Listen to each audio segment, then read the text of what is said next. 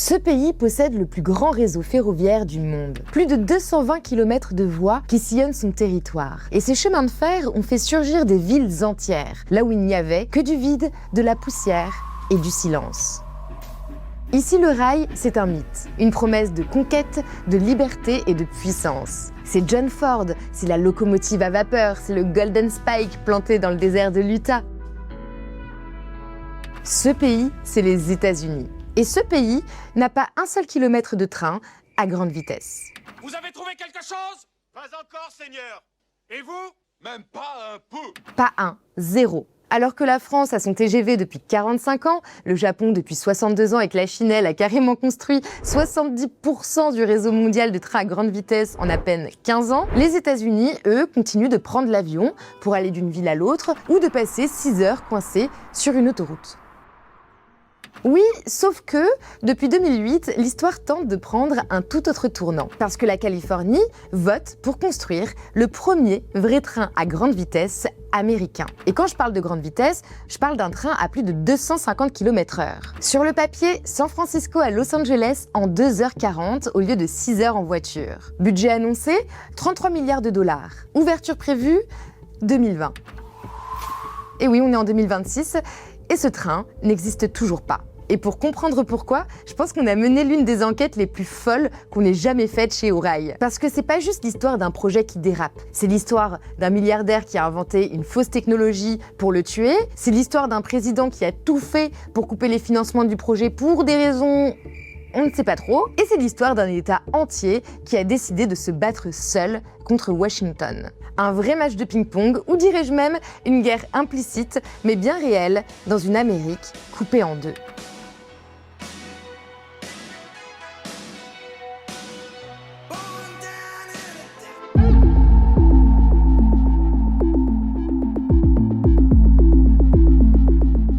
Pour comprendre pourquoi ce projet est devenu une bombe à retardement, il faut d'abord entendre pourquoi la Californie en avait tellement besoin. Entre San Francisco et Los Angeles, il y a 600 km. 600 km qui séparent deux des métropoles les plus dynamiques du monde. Pour relier ces deux villes, c'est 6 heures de voiture sur des autoroutes perpétuellement saturées, ou bien 1h30 d'avion avec 2 heures d'aéroport avant et après. Et dans un état de 40 millions d'habitants, c'est un frein économique énorme. En Europe, ce corridor aurait un TGV depuis 20 ans. En Chine, il serait construit en 2 ans et encore peut-être moins. D'ailleurs, c'est tellement dingue qu'on a réalisé un décryptage complet sur le record ferroviaire chinois. Si tu veux comprendre comment ce pays a construit 50 000 km de grande vitesse en à peine 2 décennies, tu peux le retrouver sur notre chaîne YouTube et sur ta plateforme audio préférée. Et bien sûr, n'oublie pas de t'abonner. Tiens d'ailleurs, si tu ne connais pas et que toi aussi t'aimes voyager pas cher, sache qu'on a lancé le Club Orail qui réunit déjà plus de 1700 membres qui peuvent profiter d'avantages exclusifs. Et pour ne pas louper la réouverture des adhésions et la sortie de notre app sur les stores, inscris-toi sur la liste d'attente en commentaire épinglé.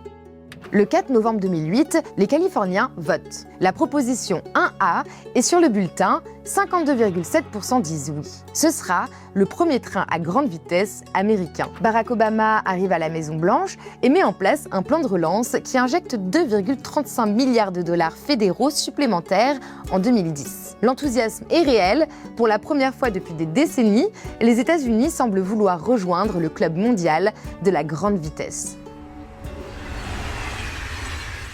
Sauf que construire un train à grande vitesse aux États-Unis, c'est pas construire un TGV en France. Mais alors, pas du tout.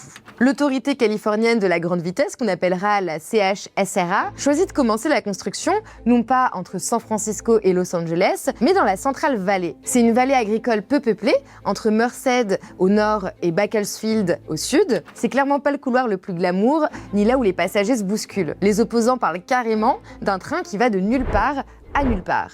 L'autorité avance des raisons techniques, la topographie est plus simple, moins de tunnels, moins d'ouvrages d'art complexes, mais derrière, il y a une réalité plus brutale. Construire une LGV aux États-Unis, c'est aussi entrer en guerre judiciaire permanente. Déjà parce que le droit de propriété individuelle est sacré en Amérique, au sens presque constitutionnel du terme. Bon, tu me diras, c'est quand même chouette qu'on puisse pas exproprier des gens facilement, mais il y a aussi les lobbies.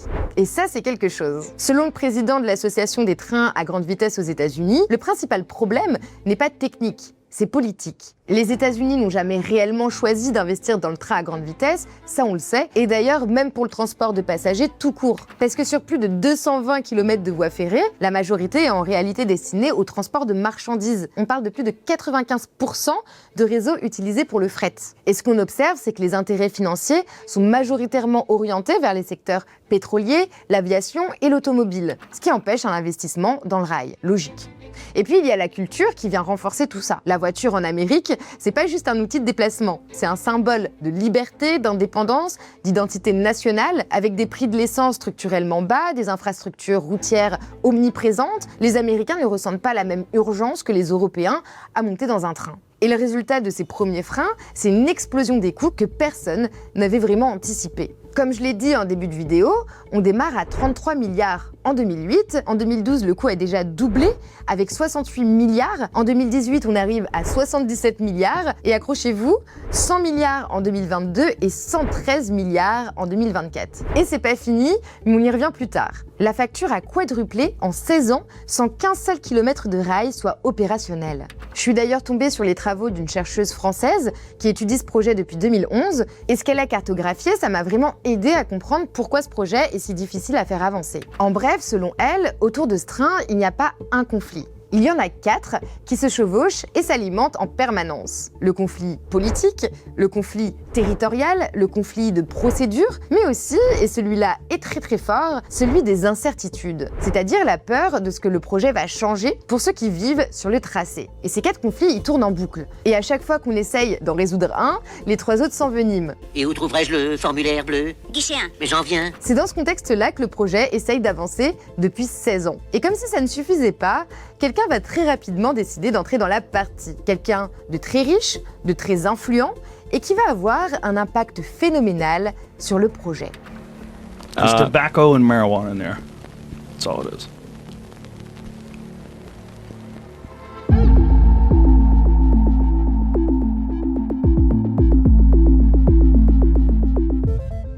En 2013, Elon Musk est à son apogée. Tesla monte en puissance, SpaceX envoie des fusées dans l'espace et le milliardaire monte sur scène lors d'une conférence tech et annonce l'Hyperloop.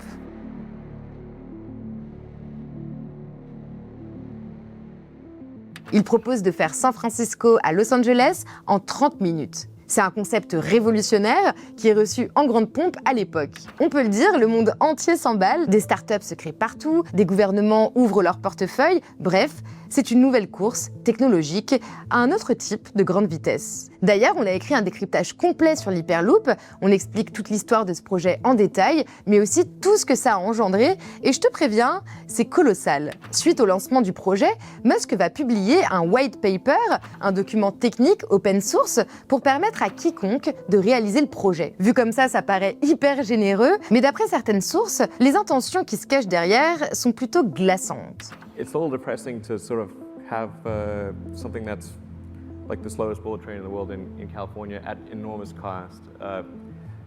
And isn't there something better that we could come up with? And that something better is the Hyperloop? Well, I think so. Et ces sources en plus sont assez fiables. Son biographe lui-même rapporte que l'idée de l'Hyperloop est née de la haine de Musk pour le TGV californien. Et c'est une enquête du Time Magazine qui révélera dans la foulée que Musk n'avait en réalité jamais eu l'intention de construire quoi que ce soit. Et lui, en soi, il s'en cache pas vraiment. Le milliardaire parle souvent de son aversion pour ce projet de train à grande vitesse, comme en 2017 par exemple, pendant une conférence. Je pense que les transports en commun sont douloureux, ça craint. Pourquoi prendre un transport qui ne vous récupère pas là où vous êtes et ne vous amène pas là où vous souhaitez? C'est une emmerde. Il y a tout un tas d'inconnus qui pourraient être des tueurs en série. C'est pourquoi les gens n'aiment pas le transport collectif. Mais alors quand même, on se demande pourquoi Musk est-il autant remonté contre ce train à grande vitesse qui n'existe pas encore? Eh bien peut-être parce que derrière Musk l'innovateur, il y a aussi Musk le chef d'entreprise. Et Musk le chef d'entreprise vend des voitures électriques. He wants to revolutionize transportation on both Earth and in space, and has made enough money to try and do both. All right, so let's talk. Un Américain qui prend le train, c'est un Américain qui n'achète pas une Tesla. Bon, même si depuis, les ventes ont un peu baissé suite à certaines actions, Ça reste quand même un énorme business pour le milliardaire, et voir un projet qui pourrait menacer la dépendance américaine à la voiture, ça peut ne pas lui plaire. Et puis, en plus de ça, il défend son image. Musk, c'est le grand champion du climat, avec des véhicules électriques et des inventions technologiques qui vont nous permettre de vivre dans un monde durable. Ou bien de vivre sur Mars, si jamais ça foire, pour quelques chanceux. Bon, voilà. En gros, il ne veut pas de ce train à grande vitesse sur son territoire. L'Hyperloop n'existe donc pas, mais le dommage sur le TGV californien, lui, est bien réel. Le projet a perdu du temps, de la crédibilité et beaucoup d'élan. Et tu vas voir, les sabotages portés à ce projet sont loin d'être terminés. Car Musk va s'allier à un homme politique, lui aussi très riche et très influent. Et là, on entre dans la partie la plus explosive de cette enquête. Car ce n'est plus une vendetta personnelle, mais un véritable tournant politique. Les deux hommes ont conclu une alliance aussi spectaculaire qu'efficace. Musk finance, Musk tweet, Musk monte sur scène à ses côtés, et quand Trump remporte l'élection en novembre 2024, il récompense son allié en lui confiant la tête d'une toute nouvelle structure, le Doge. I mean, I think it would be great to just have a government efficiency commission that ensures that the taxpayer money is spent in a good way. And I'd be happy to help out on such a commission if it were formed.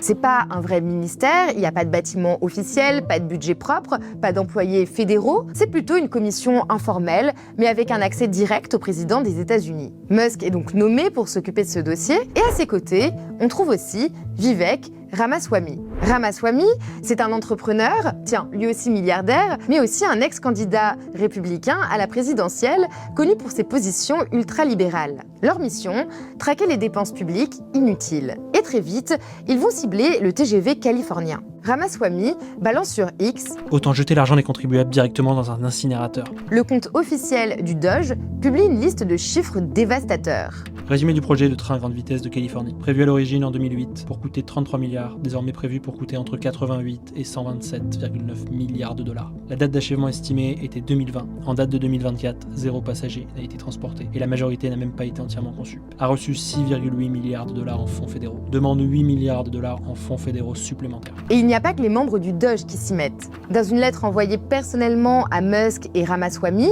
le 25 novembre 2024, la sénatrice républicaine élue de l'Iowa, je précise juste que c'est un état à des milliers de kilomètres de la Californie, donc Joni Ernst, liste 3 projets ferroviaires californiens sous un titre savoureux. Hors des rails, ces fiascos à plusieurs milliards qui roulent les contribuables. Et notre cher TGV californien est bien sur la liste. Mais alors, pourquoi une sénatrice de l'Iowa s'intéresse-t-elle autant à un train en Californie? Tout simplement parce que le projet est financé en partie par l'argent fédéral, c'est-à-dire les impôts de tous les Américains, Iowa compris. Et selon elle, ils méritent de savoir dans quoi leur argent disparaît. Et c'est loin d'être la seule à enfoncer le clou, comme ce député fédéral. Je suis ravi que le Dodge se penche enfin sur ce qui est peut-être le projet le plus gaspilleur de toute l'histoire des États-Unis, le train à grande vitesse de Californie. 16 ans après son lancement, l'autorité ferroviaire a connu plus de PDG que de passagers. Le score est de 5-0. Alors si toute l'Amérique s'en mêle, on n'est pas sorti de l'auberge. Face à cette offensive, les élus californiens contre-attaquent. Selon le sénateur démocrate Scott Wiener, si le Doge s'en prend au projet, c'est un règlement de compte personnel d'un milliardaire contre un État qui avait osé refuser son train supersonique. Mais cette guerre ne se résume pas à un milliardaire contre un État. Elle dépasse même la Maison-Blanche. Parce que tu vas le voir, ce qui se joue ici, c'est un véritable bras de fer idéologique. Definitely not evil. Listen. Tell me.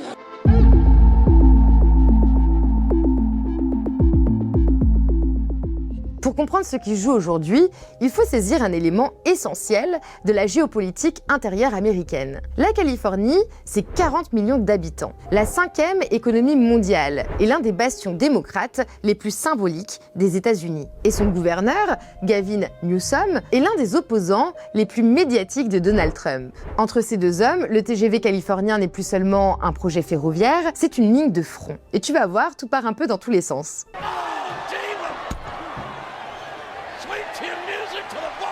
Lors de son premier mandat en 2019, Trump avait déjà coupé 929 millions de dollars de financement fédéral. La Californie avait attaqué en justice et obtenu gain de cause. Puis Biden arrive au pouvoir, restaure les fonds et injecte 3,1 milliards supplémentaires via la loi bipartisane sur les infrastructures de 2021. Le projet reprend son souffle, sauf que le deuxième mandat de Trump arrive. Et la guerre recommence. Mais cette fois, ça prend une autre dimension. Parce que le Trump de 2017, c'est pas celui de 2024. Enfin, disons que c'est une version un peu plus tranchante. Cet infirmier de 37 ans a été abattu par la police de l'immigration hier à Minneapolis. We need Greenland from the standpoint of national security, and Denmark is not going to be able to do it. Emmanuel Macron, I watched him yesterday with those beautiful sunglasses. What the hell happened? En février 2025, Trump lance une enquête officielle sur le projet. They have hundreds of billions of dollars of cost overruns, and it's not even the same project. It's much shorter. It's way outside of San Francisco and way outside of Los Angeles. So we're going to be looking into this. Le même mois où Musk tweet son accusation de fraude. En juin, l'administration de la Fédération du Rail publie un rapport cinglant. En substance, le Chesra a escroqué le contribuable de son investissement de 4 milliards de dollars, sans aucun plan viable, pour livrer ne serait-ce que ce segment partiel dans les délais. Et le 16 juillet 2025, c'est le coup de massue. Aux citoyens des États-Unis d'Amérique qui respectent la loi, paient leurs impôts et travaillent dur, je suis ravie de vous annoncer que je vous ai officiellement libéré du financement du train à grande vitesse vers nulle part de la Californie, au prix désastreusement excessif. Cette fraude, dirigée par le gouverneur incompétent de Californie Gavin Newsom, a coûté des centaines de milliards de dollars aux contribuables et nous n'avons rien reçu en retour si ce n'est des dépassements de coûts. Le chemin de fer qui nous avait été promis n'existe toujours pas et n'existera jamais. Ce projet a été gravement surévalué, surréglementé et n'a jamais été livré. Grâce au secrétaire au transport Sean Duffy, plus un seul centime des dollars fédéraux ne sera consacré à cette arnaque de Newsom à l'avenir. Il s'agissait d'un projet mal conçu et inutile, d'un gaspillage total de l'argent des contribuables, mais c'est désormais terminé. Son ministre des Transports, Sean Duffy, confirme sur X « La grande révélation de Gavin, rien. Pas un seul rail à grande vitesse n'est installé pour les trains vers nulle part de Gavin Newsom. Un prix monstrueux de 135 milliards de dollars et les contribuables fédéraux ont dépensé 16 milliards de dollars pour rien. Bonne chance avec votre fraude. Mais les contribuables fédéraux ne sont plus redevables. Le président Trump et moi-même en sommes assurés. 4 milliards de dollars de financement fédéral supprimés, du jour au lendemain. Pour Gavin Newsom, c'est la goutte de trop. Le 18 juillet, la Californie dépose une plainte en justice contre l'administration Trump. La résiliation par Trump des subventions fédérales pour le train à grande vitesse californien sans la politique. C'est encore une autre cascade politique de punir la Californie. En réalité, il ne s'agit que d'une attaque sans cœur contre la vallée centrale qui mettra en jeu les vrais emplois et moyens de subsistance. Nous prenons en justice pour empêcher Trump de faire dérailler le seul train à grande vitesse américain activement en construction. Et parce que la Californie a affaire à cet homme, elle va faire un choix. Un choix auquel on ne s'attendait pas forcément. En décembre 2025, 5 mois après avoir attaqué Trump en justice, la Californie retire sa plainte. Est-ce que c'est une capitulation ? Pas vraiment. L'autorité ferroviaire californienne publie un communiqué presque froid qui dit, en gros, « Cette décision reflète l'avis de l'État selon lequel le gouvernement fédéral n'est pas un partenaire fiable, constructif ou digne de confiance pour le développement du train à grande vitesse en Californie. » Traduction, on ne perd pas notre énergie à se battre contre vous, on vous tourne le dos et on construit sans vous. Et concrètement, comment on finance un chantier de 128 milliards sans l'État fédéral ? La Californie a une arme que la plupart des États américains n'ont pas, son propre marché carbone. Depuis des années, l'État oblige les grandes entreprises polluantes à acheter des droits d'émission pour compenser leur impact environnemental. Ces ventes génèrent 1 milliard de dollars par an, garantis jusqu'en 2045. Fléché directement vers le TGV. C'est de l'argent californien propre et indépendant de Washington. Bon, tu me diras, 1 milliard d'euros par an, c'est encore trop peu, mais en parallèle, l'autorité ferroviaire lance un appel à investisseurs privés et a déjà reçu des réponses d'environ 30 entités différentes, dont certaines font partie des plus grands fonds institutionnels du monde. Le 28 février dernier, l'autorité publie son plan d'affaires 2026 avec une bonne nouvelle. Enfin, grâce à des optimisations de tracés et d'ingénierie, le coût de la première phase a été réduit de 1,7 milliard de dollars. Les rails entrent en construction à la mi-2026 et la date d'ouverture commerciale du premier tronçon est fixée à 2032.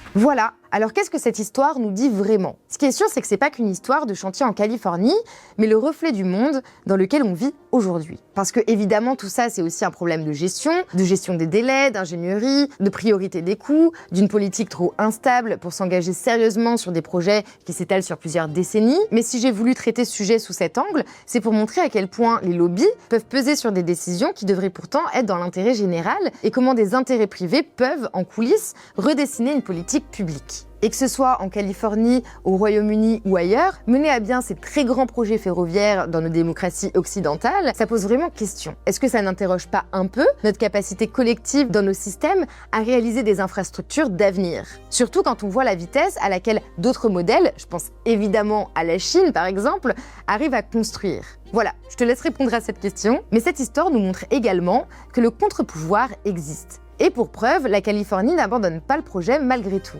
Une étude de la Conférence des maires américains estime qu'une ligne à grande vitesse entre Los Angeles et San Francisco générerait 7,6 milliards de dollars d'activité économique annuelle dans la région. Bref, on a hâte de voir les premiers passagers à bord du TGV californien.